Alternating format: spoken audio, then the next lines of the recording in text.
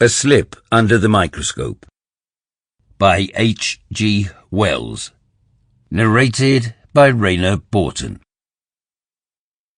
Outside the laboratory windows was a watery grey fog, and within a close warmth and the yellow light of the green-shaded gas lamps that stood two to each table down its narrow length.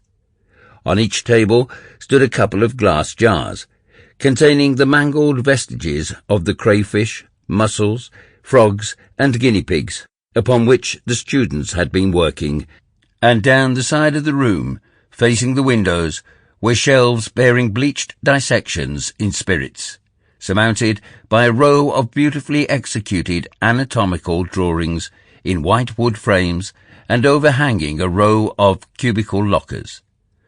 All the doors of the laboratory were panelled with blackboard, and on these were the half-erased diagrams of the previous day's work. The laboratory was empty, save for the demonstrator, who sat near the preparation room door, and silent, save for a low, continuous murmur and the clicking of the rocker microtome at which he was working.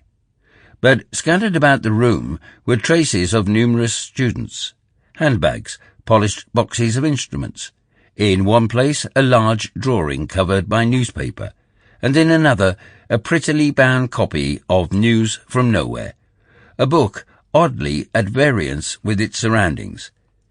These things had been put down hastily as the students had arrived and hurried at once to secure their seats in the adjacent lecture theatre.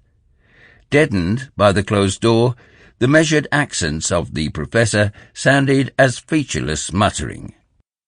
Presently, faint through the closed windows, came the sound of the oratory clock striking the hour of 11. The clicking of the microtome ceased, and the demonstrator looked at his watch, rose, thrust his hands into his pockets, and walked slowly down the laboratory towards the lecture theatre door. He stood listening for a moment, and then his eye fell on the little volume by William Morris. He picked it up, glanced at the title, smiled, opened it, looked at the name on the flyleaf, ran the leaves through with his hand, and put it down. Almost immediately the even murmur of the lecture ceased. There was a sudden burst of pencils rattling on the desks in the lecture theatre, a stirring, a scraping of feet, and a number of voices speaking together. Then a firm footfall approached the door, which began to open, and stood ajar, as some indistinctly heard. Sample complete. Ready to continue?